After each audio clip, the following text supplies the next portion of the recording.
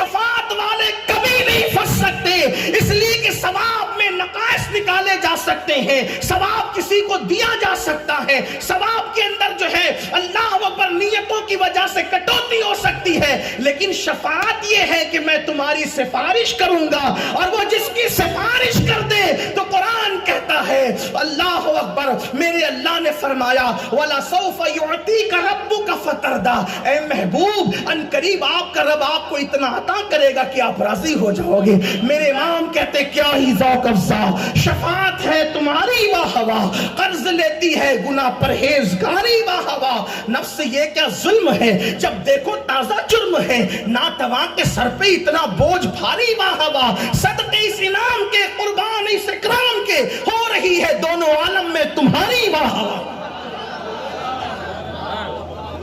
دو مرتبہ مت آنا، عید اور بقرعید کی طرح جب جب موقع ملے، جب جب موقع ملے، ارے موقع کیا ملے، موقع نکال کر آنا، اس لیے کہ فرشتوں کو زندگی میں ایک بار اور عاصیوں کو جب چاہا بلا لیا، جسے چاہا در پہ بلا لیا، جسے چاہا اپنا بنا لیا، یہ بڑے کرم کے ہیں فیصلے، یہ بڑے نصیب کی بات۔ دیکھو حدیث تو ایک ہی تھی نا، حدیث اب سمجھ میں آیا مطلب کیا؟ ان کے پاس دلیل میں کوئی بات نہیں، ہمارے پاس تو دلیل میں حدیثیں موجود ہے، قرآن کی آیت موجود ہے۔ دیکھو میں نے ایک حدیث پڑھی، دوسری حدیث میرے آقا فرماتے ہیں جو میرے وصال کے بعد میری قبر پر آیا ایسے ہی ہے جیسے وہ میری ظاہری حیات میں میرے مزار پہ آیا۔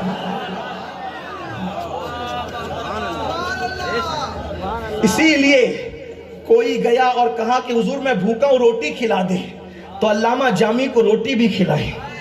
کسی نے کہا مصافحہ کرنا چاہتا ہوں، تو احمد کبیر رفاعی کے ساتھ مصافحہ بھی کیا، اور کسی نے کہا میں سراپا دیکھنا چاہتا ہوں، تو 14ویں صدی کے مجدد کو اپنا سراپا دکھا بھی دیا، اور وہ پکار اٹھے اللہ کی سرداب قدم شان ہے یہ انسان ہے، انسان وہ انسان ہے یہ، قرآن تو ایمان بتاتا ہے انہیں، ایمان یہ کہتا ہے میری جان ہے یہ۔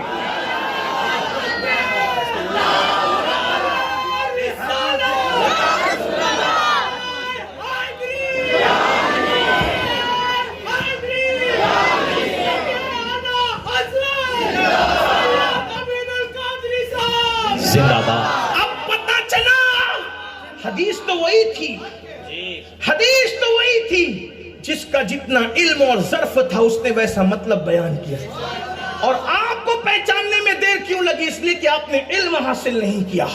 اگر ہم علم حاصل کرتے، یہ مکاتب، یہ مدارس، یہ دارالعلوم، ان سے الرجی کیوں ہے لوگوں کو؟ اس لیے کہ جانتے ہیں کہ یہ روح دین مدرسوں سے ملتی ہے، روح دین مدرسوں سے دینی غیرت مدرسوں سے ملتی ہے، دینی حمیت مدرسوں سے ملتی ہے۔ یہ مدرسے ہیں جو دہشت گردی نہیں سکھاتے۔ میں پوری دنیا کو چیلنج کر کے کہتا ہوں مدرسوں میں مارنے والے نہیں ملیں گے، ان مدرسوں نے کم باذن اللہ کہہ کر زندہ کرنے والے عطا کیے ہیں۔ شیخ عبد القادر جیلانی غوث اعظم، جنہوں نے کم باذن اللہ کہہ کے مردے جلائے، انہوں نے کسی انگریز کی یونیورسٹی سے پڑھا تھا کہ بغداد کے مدرسہ نظامیہ سے پڑھا تھا؟ کہاں سے پڑھا تھا؟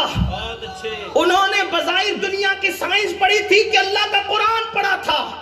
آپ کو ہم بم برسانے والے سائنس اور ٹیکنالوجی والے دکھا سکتے ہیں، لیکن مدرسوں میں پڑھنے والے مردہ کرنے والے نہیں بلکہ زندہ کرنے والے ہیں۔ اور اللہ اکبر، وہ صرف انسان کو زندہ نہیں کرتے بلکہ مدرسے پڑھنے والوں کی شان یہ ہے کہ اللہ نے ان کو محی الدین کا مقام یعنی دین کو زندہ کرنے والا بنا۔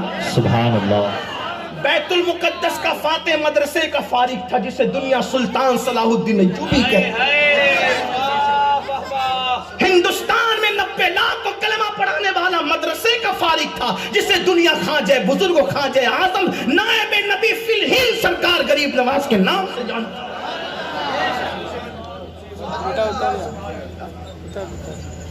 سمنا کے تخت کو لات مار کے ہندوستان کی سرزمین پہ آ کے کفرستان میں ایمان کا پرچم لہرانے والا مخدوم اشرف جان یہ کسی مدرسے ہی کی تو دین ہے۔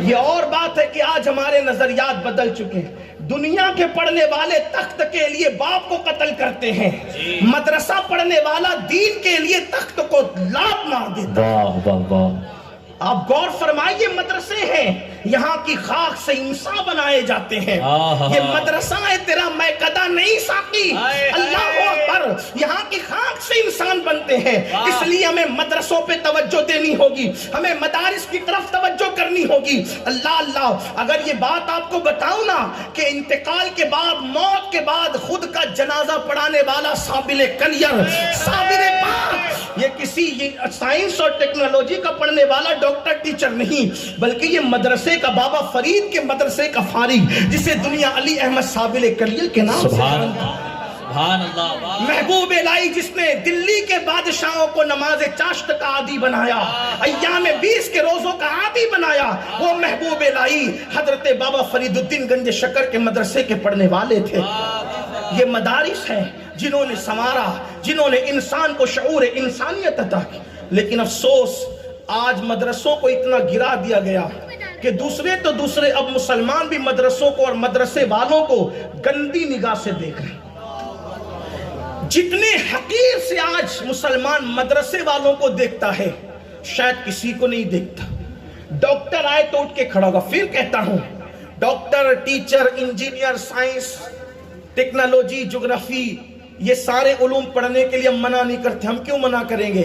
الحمدللہ سنی دعوت اسلامی پورے ہندوستان میں انگلش اسکولیں قائم کر رہی ہے، 15 سے زائد اسکولیں قائم ہو چکی ہے قبلہ امیر محترم کی سرپرستی میں۔ ہم کیوں منع کریں گے؟ لیکن جو سچائی ہے، اصل علم جو ہے، اس اصل علم کی اساس جو ہے، وہ قرآن و سنت کے علوم ہے، اور باقی سب کا درجہ ہے، انکار نہیں، ثانوی درجہ۔ اس لیے جس کا جو درجہ ہے اس کو وہ درجہ دیجیے۔ آپ جج کو دیکھ کر تو کھڑے رہتے ہیں، آپ ٹیچر کو دیکھ کر تو کھڑے رہتے ہیں، آپ وکیل کو دیکھ کر تو کھڑے رہتے ہیں، کبھی کسی مدرسے کے طالب علم کو دیکھ کر بھی آپ کھڑے ہوئے؟ آپ نے انہیں تو فقیر سمجھا، آپ نے انہیں تو حقیر سمجھا، آپ نے انہیں چہلم پر دعوت دی، ولیمے پہ کبھی دعوت نہیں دی، کیونکہ آپ نے ان کو چہلم کا صدقہ کھانے والا سمجھا، آپ نے ان کو ولیمے کا عزت کا کھانا کھانے والا نہیں سمجھا۔ جبکہ یہ وہ لوگ ہیں، اللہ کے رسول علیہ السلام فرماتے ہیں، دین کا طالب علم کسی قبرستان سے گزر جاتا ہے تو 40 دن کے لیے اس قبر سے، ان قبرستان سے عذاب کو اٹھانے والا۔ مجھے ایک بات، میں مخدوم صاحب کا ذکر کر رہا تھا، مخدوم صاحب کے شہزادے یہاں موجود ہے، مجھے ایک بات یاد آئی۔ لطائف اشرفی ہمارے مخدوم صاحب کے ملفوظات میں سے ایک بڑی خوبصورت کتاب ہے، اور اس میں مخدوم صاحب کے ملفوظات کو حضرت علامہ نظام الدین یمنی رحمت اللہ علیہ نے جمع فرمایا ہے۔ بڑے خوبصورت ملفوظات ہیں، اس پڑھنے سے تعلق رکھتے ہیں۔ یہاں میں ایک بات عرض کرتا ہوں، پھر کہتا ہوں، علم سے جتنا شغف ہوگا اتنا اپنے جہل کا احساس ہوگا، اتنا اپنی کم علمی کا احساس۔ جتنا آدمی پڑھتا ہے اکڑتا نہیں ہے، جتنا آدمی پڑھتا ہے اتنا جھکتا ہے، کیونکہ اس کو اپنی کم علمی کا احساس ہوتا ہے۔ علم پڑھنے والا علمی برتری کا احساس نہیں کرتا جس کو واقعی فیضان علم ملا ہو۔ علم پڑھنے والا اپنی بے مائگی کا احساس کرتا ہے کہ میں بہت دور ہوں، بہت دور ہوں، بہت دور ہوں۔ اور علم ایک ایسا دریا اور سمندر ہے جس کا کوئی کنارہ نہیں ہے، جس کا کنارہ کسی کو نہیں ملا ہے، اور ہر دن انسان علم کی تلاش میں ہے، بلکہ ہر علم والے پر علم والا ہے۔ اللہ تعالیٰ سورہ یوسف میں فرماتا ہے کہ ہر علم والے پر ہم نے ایک علم والا رکھا، کل فوق ذی علم علیم، کہ ہر علم والے پر ایک علم والا ہے۔ کوئی نہیں کہہ سکتا کہ سب سے زیادہ علم میرے پاس ہے۔ کبھی کبھی ایسا بھی ہوگا کہ کسی 60 سال کے بوڑھے کو کچھ نہیں معلوم ہوگا، اور کسی 7 سال کے بچے کو اس کے علم میں جو نہ ہو 60 سال والے کو 7 سال والے کو پتا ہوگا۔ یہ علم کی برکت ہے۔ اس کا انداز ایسے ہوا، ایک مرتبہ ایک صاحب آئے کوفہ میں، بات مخدوم صاحب کی نکلی، اس کو عرض کروں گا، لیکن ایک صاحب کوفہ میں آئے، اور آنے کے بعد چونکہ کوفہ میں مولا علی کہہ چکے تھے، سلونی مجھ سے جو پوچھنا ہے پوچھ لو، سلونی مجھ سے، اور جو لوگ پوچھتے تھے بتا بھی دیا، کیونکہ اللہ کے رسول نے انہیں باب مدینۃ العلم قرار دیا۔ میرے امام سیدی اعلیٰ حضرت الدولۃ المکیہ کے مقدمے میں لکھتے ہیں کہ جس وقت حضرت علی مرتضیٰ نے ایک دن عبداللہ ابن عباس کو قبرستان میں بلایا، توجہ کرنا، مولا علی کے علم کا حال کیا تھا، امام مقدمے میں لکھتے ہیں دولت المکیہ کی، یہ دولت المکیہ جو 8 گھنٹے میں حرم میں لکھی گئی تھی وہ کتاب عربی زبان میں 450 صفحات پر، اس کے مقدمے میں لکھا، مقدمہ الگ سے چھپ چکا ہے تشریح کے ساتھ، کہ مولا علی نے ایک مرتبہ عبداللہ ابن عباس سے کہا، عباس کے بیٹے، حالانکہ وہ حضور کے ڈائریکٹ شاگرد ابن عباس، اور اللہ کے رسول نے ان کے لیے دعا کی، اللہم یفقہہ فی الدین، اللہ اس کو دین کی سمجھ عطا فرما۔ اور قرآن کی تفسیر جو آپ نے بیان فرمائی وہ بہت حیرت انگیز ہے، ایسے اقوال ابن عباس کے علاوہ کئی جگہ اور کم ملتے ہیں۔ تفسیر ابن عباس بھی چھپ چکی ہے، سعودی سے بھی چھپی ہے، دوسروں نے بھی چھاپا، بڑے عظیم حبر الامہ، سید المفسرین، رئیس المفسرین کے القابات ان کو دیے گئے، یہ ابن عباس ہیں۔ ایک دن مولا علی نے بلایا قبرستان آنا، عشاء کی نماز پڑھ کے، یہ قبرستان پہنچے، ابن عباس کہتے ہیں مولا علی نے با نا، با الف با، جس کو آپ بے کہتے ہیں، با، وہ با کا ترجمہ کرنا شروع کیا۔ با، آج تک کوئی بتا سکا با کیا ہے؟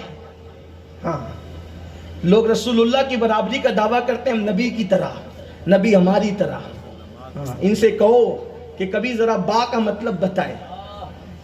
مولا علی با کا مطلب بتا رہے ہیں، اور کس کو بتا رہے ہیں؟ عوام کو نہیں، کیونکہ عوام کی تو سمجھنے کی بات ہی نہیں تھی، جو رسول اللہ کے ڈائریکٹ تلمیذ تھے، شاگرد تھے، ان کو بتایا با کیا ہے، با یہ، با یہ، با یہ، با، آج تک کہ اس کو کوئی لکھ بھی نہیں سکا با ہے کیا۔ جو بتایا علی نے بتایا، اور جو سنا ابن عباس نے سنا، حتیٰ کہ با با با با کا ترجمہ کرتے کرتے، تفسیر کرتے کرتے، بلال حبشی کی آواز کانوں میں اللہ اکبر کی، عشاء سے فجر ہو گئی، ان کے کندھے پہ ہاتھ مار کے کہا، عباس کے بیٹے جا، اب فجر کی تیاری کر، اس لیے کہ جو بیان کیا تھوڑا ہے، جو رہ گیا وہ بہت زیادہ ہے۔ ابھی تو با بتایا، با کے نقطے کی تفسیر لکھوں گا تو اتنی کتابیں لکھی جائے گی کہ 70 اونٹ پہ لادی جا سکتی ہے۔ جب یہ ہے علی مرتضیٰ کا علم، جب علی مرتضیٰ کا علم ایسا ہے تو رسول اللہ کے علم کا عالم کیا ہے؟ وہ بیچارے کہنے لگے کہ پیٹ کے پیچھے کا علم نہیں، ہم کہتے ہیں نہیں، ان کی ملک میں آسماں کے زمین نہیں کہ زمان نہیں، اور کوئی غیب کیا تم سے نہا ہو بلا، جب نہ خدا ہی چھپا تم پہ کروڑوں درود۔ اور ہمارے نبی کا علم تو کیا ہے، لوح محفوظ کا علم، یہ میرے نبی کے علم کے حصوں میں سے ایک حصہ ہے۔ امام شرف الدین بوصیری کہتے ہیں فَإِنَّ مِن جُودِكَ الدُّنْيَا وَدَرَّتَهَا وَمِنْ عُلُومِكَ عِلْمَ اللَّوْحِ وَالْقَلَمِ، کہ لوح و قلم کا علم ان کے علم کے حصے میں سے ایک حصہ ہے، ان کا لوح و قلم کا علم کل علم رسول نہیں، اس سے بہت زیادہ میرے نبی کا علم ہے۔ تو بہرحال بات دور نہیں نکلتی، میں سمیٹتا ہوں کیونکہ حضرت بھی تشریف لانے والے، حضرت جیسی آئیں گے میں اپنی گفتگو مکمل کروں گا۔ تو مولا کائنات نے کوفہ کی جامع مسجد میں کہا سلونی سلونی، جو پوچھنا ہے پوچھ لو، تو ایک صاحب نے ان کی نقل کر دی، ان کا نام نہیں لوں گا، انہوں نے کہا، سادگی سے کہا کوئی برابری کا دعویٰ نہ تھا، برابری کا دعویٰ نہیں، وہاں برابری کے دعوے نہیں تھے، لیکن ایک صاحب نے کہہ دیا مجھ سے پوچھو جو پوچھنا چاہو۔ تو وہاں پر ایک 6-7 سال کا بچہ تھا مجمع میں موجود، اس نے ایک بڑے کے کان میں کہا ان سے ذرا پوچھو تو کہ سلیمان علیہ السلام کا لشکر جب جا رہا تھا تو چونٹیوں کی سردار نے چونٹیوں سے کہا کہ اپنی بلوں میں گھس جاؤ، کہیں ایسا نہ ہو کہ لاشعوری طور پر سلیمان علیہ السلام کا لشکر تمہیں کچل دے۔ تو چونٹی کی سردار نے کہا، سلیمان علیہ السلام نے 3 میل کے دور کے فاصلے سے چونٹی کی اس گفتگو کو سن کے مسکرا دیا۔ یہ کون کہہ رہا ہے؟ قرآن کہہ رہا ہے۔ چونٹی کی گفتگو کہاں سے سنی؟ یہ تفسیر میں 3 میل کے فاصلے سے، جب سلیمان چونٹی کی گفتگو 3 میل کے فاصلے سے سن کے مسکراتے ہیں تو جانے سلیمان، جن کے صدقے میں سلیمان کو نبوت و رسالت ملی، ان کے سننے کا عالم کیا ہوگا؟ تو میرے امام کہتے ہیں دور و نزدیک کے سننے والے وہ کان، کان لالے کرامت پہ لاکھوں سلام۔ کبھی آپ نے سوچا یہ کان لال کرامت کا مطلب کیا ہے؟ کان، کان مطلب کان. اچھا یہ بھی بتا دوں اپنا کان نہیں پکڑوں گا. کیوں؟ اس لیے کہ جب رسول اللہ کے اعضاء کا ذکر کیا جائے تو اپنے اعضاء کو نہ بتایا جائے. کہاں وہ وجود ناز اور کہاں یہ خاکی. میں بھولا آپ کی رفعت سے نسبت ہی ہمیں کیا ہے، وہ کہنے بھر کی نسبت تھی، کہاں ہم ہیں کہاں تم ہو. یہ نسبتیں بھی صرف کہنے کی، ورنہ وہ ذات کہاں جہاں جبریل امین کا تاج جس کے پیر کو سجدہ کرے، جبریل امین کے سر کا تاج جس کے پیر کو سجدہ کرے، ان کی اعضاء کو ہم کہاں بیان کر سکتے. تاج روح القدس کے موتی جسے سجدہ کرے رکھتی ہے کتنا وقار. اللہ اکبر ایڑیاں.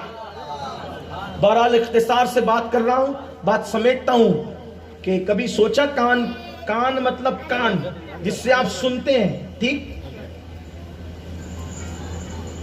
اگر آپ تھوڑی سی چلت فرت کو روک دیں تو بڑی مہربانی ہوگی. کان، اور پھر کیا کہا؟ ایک ہے کان مطلب جس عضو سے سنا جاتا ہے، اور ایک ہے کان. کان مطلب کھدان. کھدان سمجھتے ہیں؟ کھدان سمجھتے ہیں؟ یہ کوئلے کی کھدان ہے، یہ سونے کی کان ہے، سونے کی کھدان ہے.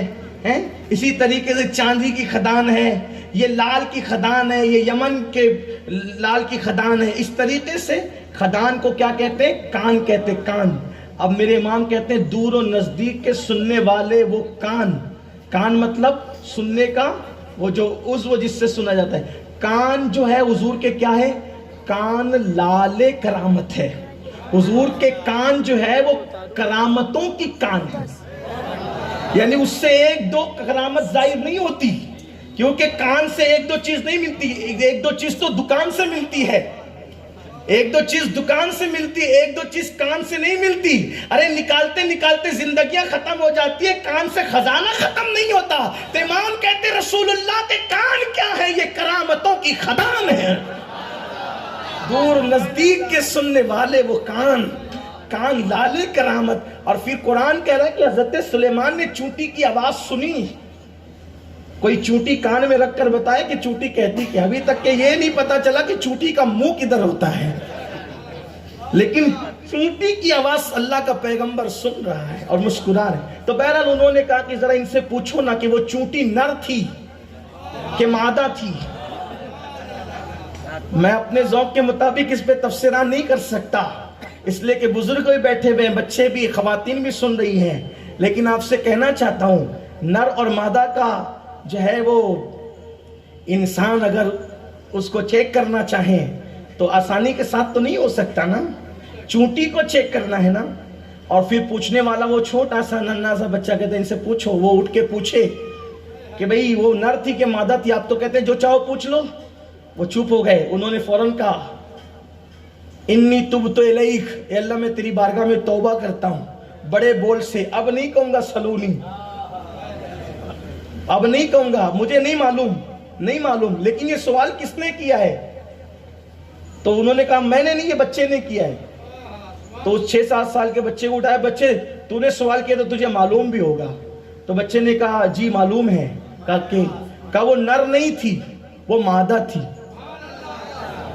کہا تجھے کیسے پتا چلا کہ مادہ تھی؟ تو کہا کہ قرآن میں ہے نا. اس لیے کہ قرآن جب مذکر کے لیے کہتا ہے تو قالا کہتا ہے، اور جب مؤنث کے لیے کہتا ہے تو قالا نہیں بلکہ قالت کہتا ہے. تو چونکہ قرآن مقدس میں قالا نہیں بلکہ قالت کہا تو قالت بتا رہا ہے کہ وہ نر نہیں تھی بلکہ مادہ تھی. کہا بچے تو اتنا علم والا، اس عمر میں تیرا نام تو بتا. کہا میرا نام نعمان بن ثابت ہے، اور انہی کو دنیا سیدنا امام اعظم ابو حنیفہ کے نام سے یاد کرتی. علم ہے، علم کی شان ہے. اس لیے لوگوں کو جو پتہ نہیں ہوتا لوگ اس کے دشمن ہوتے ہیں. تو سرکار مخدوم اشرف جہانگیر سمنانی کی بات چل رہی تھی، ان کے ملفوظات کی. قرآن کی ایک ایک آیت کی 70 ہزار تفسیریں کی گئی، اور پھر کہا گیا کہ اس پہ بس نہیں ہے، واللہ عالم، اس سے اور زیادہ ہے. یعنی قرآن کا ایک معنی حتمی طور پر آپ اور ہم متعین نہیں کر سکتے، بلکہ ہمارے بزرگوں نے لکھا. امام عبد الوہاب شعرانی لکھتے ہیں کہ نزول قرآن بند ہوا ہے، معنی نزول قرآن آج بھی مومنوں کے دل پہ ہو رہا ہے. یعنی اگر آج بھی کوئی قرآن پڑھے تو اس کے دل پر قرآن کے معنی کا نزول. یہ کوئی کتاب کی فضیلت نہیں ہے سوائے قرآن مقدس. قرآن، بلکہ امام عبد الوہاب شعرانی کہتے ہیں جب آدمی قرآن میں ڈوب جاتا ہے، بہت کثرت سے پڑھتا ہے، تو پھر کبھی کبھی قرآن کی آیت اس کو خود بتاتی ہے کہ میرا مطلب کیا ہے. یہ قرآن ہے جس کو ہم نے چھوڑ رکھا ہے، جو در در کے بھکاری بن چکے ہیں کہ ہم نے قرآن کو چھوڑ. یہ قرآن آج بھی قرآن اپنا معنی کسی کو بتاتا ہے. کوئی آئے تو صحیح، ہم تو مائل بکرم ہے، کوئی سائل ہی نہیں، راہ دکھلائے کسے راہ روے منزل ہی نہیں. لوگ کہتے ہیں اس کا یہ مطلب نہیں، اس کا وہ مطلب نہیں. ہم نے کہا کہ 70,000 تو ظاہری معنی ہے. اگر وقت ہوتا تو میں بتاتا کہ غوث پاک نے تو 70 تفاسیر کی بھی ہے. ملا علی قاری کو اٹھا کر کے پڑھیں، آپ کو پتہ چلے گا کہ انہوں نے بتایا ہے. بعض 21 کہتے ہیں، بعض 70 کہتے ہیں.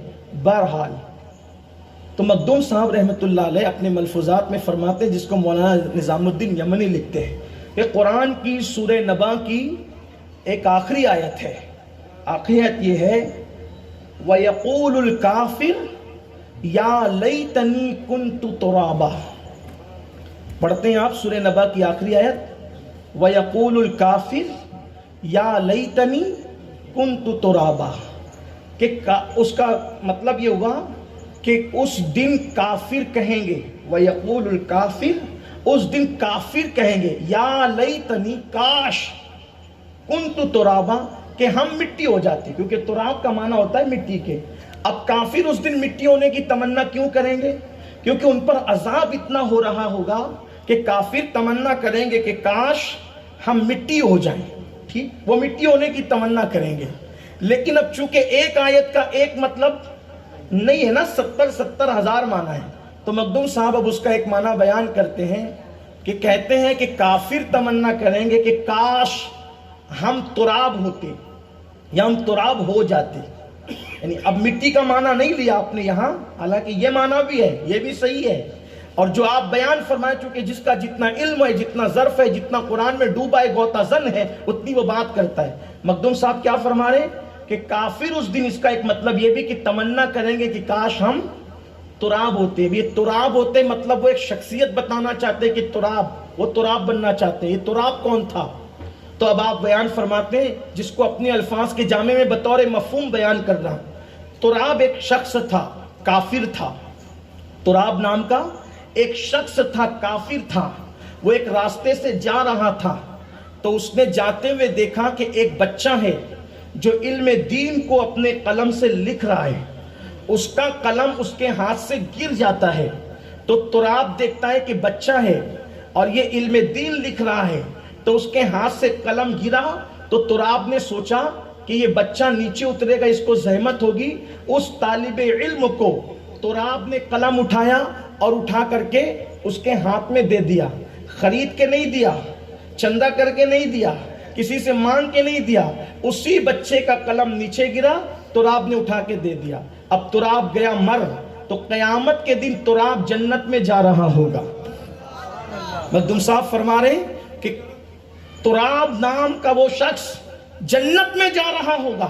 تو اس سے پوچھا جائے گا، او تراب، تو کافر تھا، تو ایمان والا نہیں تھا، تو ہم میں سے تھا، تو جنت میں کیسے جا رہا ہے؟ تو تراب کہے گا کہ میں نے مسلمانوں کے ایک بچے کو جو علم دین لکھ رہا تھا، اس کا گرا ہوا قلم اس کو اٹھا کر کے دیا. صرف قلم اٹھا کر دیا تو مرنے سے پہلے اللہ نے مجھے ایمان کی دولت عطا کی، اور مرنے کے بعد اب مجھے جنت میں داخل کیا جا رہا ہے. صرف قلم اٹھا کر دینے کی برکت ہے کہ اللہ نے مرنے سے پہلے ایمان دیا، مرنے کے بعد جنت عطا کی. تو اس دن کافر تمنا کریں گے، یا لیتنی کنت ترابا، کاش کہ ہم بھی تراب ہوتے، کسی علم دین حاصل کرنے والے کا قلم ہی اٹھا کر اس کے ہاتھ میں تھما دیتے، تو آج یہ عذاب نہیں ہوتا، ہم پر بھی انعامات کی بارش ہو. سبحان اللہ، سبحان اللہ. نعرہ تکبیر، نعرہ رسالت، علماء اہل سنت سید امین القادری صاحب قبلہ. اب آپ اندازہ فرمائے، اس نے خرید کے نہیں دیا، اگر کوئی بندہ طالب علم کو خرید کر دے، اس کا خرچہ اٹھا لے، یا مدرسے چلائے، یا مدرسے بنائے، یا مدرسہ بنانے چلانے والوں کی مدد کرے، ان کی امداد کرے، ان کا سپورٹ کرے، علم دین کے معاملے میں لوگوں کی مدد کرے، تو اللہ اس کو کیا مرتبہ عطا فرمائے گا۔ لیکن قوم کی سوچ بڑی عجیب ہے، مردوں کے نام سے، مرحومین کے نام سے ایصال ثواب بھی کریں گے تو کیا؟ ہر بندہ مسجد میں قرآن لا کے دے رہا ہے، میرے ابا کے نام سے، میرے چچا کے نام سے، میرے دادا کے نام سے، سب قرآن لا کر کے دے رہے ہیں۔ بھئی کیوں؟ سینکڑوں ہزاروں قرآن جمع ہو گئے مسجد میں، پڑھتے کتنے ہیں؟ تو کیا ایسا نہیں ہو سکتا کہ قرآن دینے کی بجائے آپ ایصال ثواب کے طور پر جو مدرسے میں کتابیں لگتی وہ دے دیں؟ ایصال ثواب کے حوالے سے بھی ہمارا بڑا عجیب سا تصور ہو گیا ہے۔ کیا تصور ہو گیا؟ تصور یہ ہو گیا ہے کہ ہر آدمی کنویں کھدوانا چاہتا ہے، کیونکہ کنواں کھدوانے میں ثواب ہے۔ لیکن میں آپ سے عرض کرنا چاہتا ہوں، جس حدیث سے ہم کنواں کھدوانے کو بتاتے ہیں، ثابت کرتے ہیں، اگر اس کا اشارت النص ہم دیکھیں تو ہمیں تو کچھ اور پیغام ملتا ہے۔ حضرت سعد رسول اللہ کے پاس آ کر کہتے ہیں، یا رسول اللہ میری ماں کا وصال ہو گیا ہے، اب میں ان کے لیے کیا کروں؟ تو اس وقت تو ضرورت تھی مدینہ منورہ والوں کو پانی کی، ضرورت تھی پانی کی، تو حضور نے ایصال ثواب کے طور پر پانی کی طرف توجہ دلائی۔ تو گویا کہ ہمیں اشارت النص کے طور پر یہ بات مل رہی ہے، جب بھی اپنے مرحومین کے لیے ایصال ثواب کرنے کے لیے نکلا کرو، خرچہ کرنے کے لیے، تو وقت کے بڑے عالم سے، جس کا تقوی، جس کی پرہیزگاری یکش اللہ کے مصداق ہو، اس سے مشورہ کر لیا کرو کہ میں کروں کیا۔ اور اس عالم کی ذمہ داری ہے وہ جو ضرورت ہے اس کی طرف توجہ دلائے۔ جب پانی کی ضرورت تھی تو پانی کی طرف توجہ دلائی گئی، اور آج ضرورت ہے مدارس کو تقویت دینے کی، علم کی مدد کرنے کی، اس لیے کہ میرے آقا فرماتے ہیں العلم حیات الاسلام و عماد الدین، کہ علم اسلام کی زندگی ہے اور دین کا ستون ہے۔ اس لیے ہمیں چاہیے کہ ہم دین کی طرف توجہ دیں، اور بالخصوص اپنے بچوں کو مدرسوں میں داخلہ کروائیں، اپنے بچوں کو پڑھوائیں۔ ہمارے بچوں کے پاس کم سے کم اتنا علم رہنا چاہیے کہ ایمان کیا ہے، کفر کیا ہے، نماز کیسے پڑھنی چاہیے، غسل کیسے کرنا چاہیے، کیا بات کہیں گے تو مسلمان رہیں گے، کیا کہیں گے تو کافر ہو جائیں گے۔ اگر آج مذہب بدلنے کی باتیں کی جا رہی ہے، آج بچیاں اور بچے نوجوان ارتداد کی طرف جا رہے ہیں، تو اس کی سب سے بڑی وجہ یہ ہے کہ ہم نے اپنے بچوں کو مذہب کی معلومات نہیں دی، دین کا علم نہیں دیا۔ اس لیے لوگ معاذ اللہ دوسروں سے گفتگو سن کر کے گمراہ ہو رہے ہیں، ورنہ اپنا مذہب اتنا خوبصورت مذہب ہے، اپنا مذہب اتنا حسین مذہب ہے۔ آپ 3 طلاق کو لے لیں، اسی طریقے سے 4 نکاح کو لے لیں، اسی طریقے سے حلالہ جو اصل حدیث میں جس کا تذکرہ ہے اس کو لے لیں، آپ پڑھیں گے نا تو آپ اس کی حکمت پڑھیں گے تو سمجھ میں آئے گا کہ اسلام نے نقصان نہیں کیا، فائدہ کیا۔ جیسے 4 بیویاں، آج 4 بیویاں بہت ڈسکس کی جا رہی، اسلام میں 4 کا حکم ہے، 4 کا حکم ہے، 4۔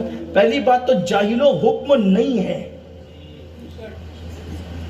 کہتے 4 کا حکم ہے۔ ارے حکم ہوتا تو نظامیہ ایسا کرتے؟ نماز کا حکم ہے، پڑھ رہے ہیں نا۔ حکم ہوتا تو مولانا ذیشان ایسا کرتے، علامہ صاحب ایسا کرتے۔ حکم ہے، اللہ کا حکم کون عمل نہیں کرے؟ میرے عزیز حکم نہیں ہے، اجازت ہے۔ حکم اور اجازت میں فرق ہے۔ حکم کیا؟ میاں صاحب نے فرمایا جب تک صلاۃ السلام نہیں ہو کوئی اٹھ کر نہیں جائے گا، یہ حکم ہے۔ میاں صاحب کہہ رہے ہیں جلسہ دیر تک چلے گا، بھائی جس کو جانا ہے جائے، جس کو بیٹھنا ہے بیٹھے، اجازت ہے نا۔ تو اجازت پر عمل کریں نہ کریں، تو پہلی بات تو حکم نہیں 4 کی، پھر کہا 4 کیوں، 4 کیوں، 4 کیوں۔ اب آپ کو بتاتا ہوں، اسلام آج نہیں آیا، 1450 سال پہلے آیا۔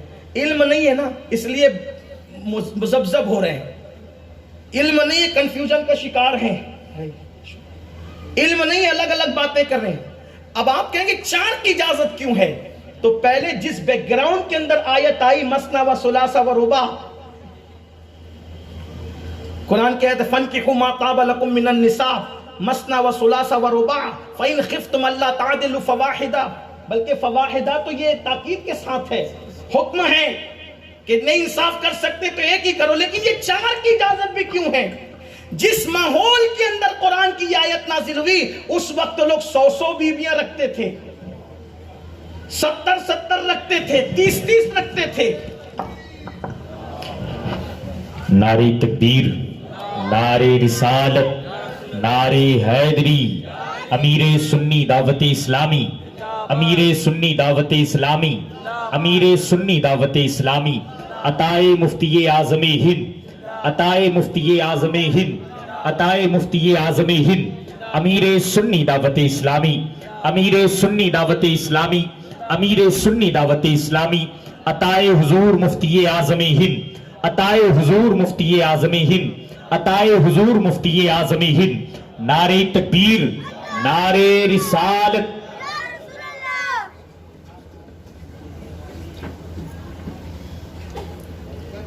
تشریف رکھیں آپ تمام حضرات۔